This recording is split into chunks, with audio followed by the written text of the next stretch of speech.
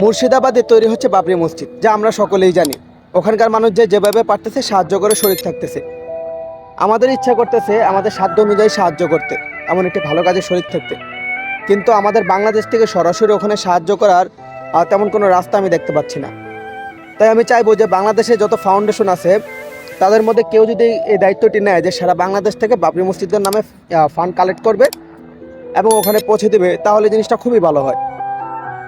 কারণ আমাদের বাংলাদেশে যত মুসলমান আছে আমার মনে হয় না একটি মুসলমানও পাওয়া যাবে যে এমন একটি মহৎ কাজে শরীক হওয়া থেকে বিরত থাকবে।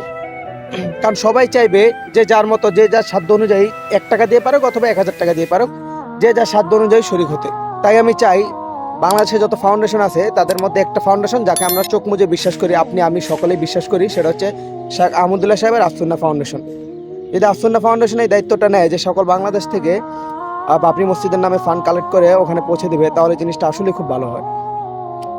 আপনারা আমার এই কথাগুলো বেশি বেশি শেয়ার করবেন যেন আসুন্নাহ ফাউন্ডেশনের নজরে আসে এবং তারা আমার এই বিষয়টি নিয়ে একটু বিবেচনা করে। ভালো থাকবেন। আসসালামু আলাইকুম।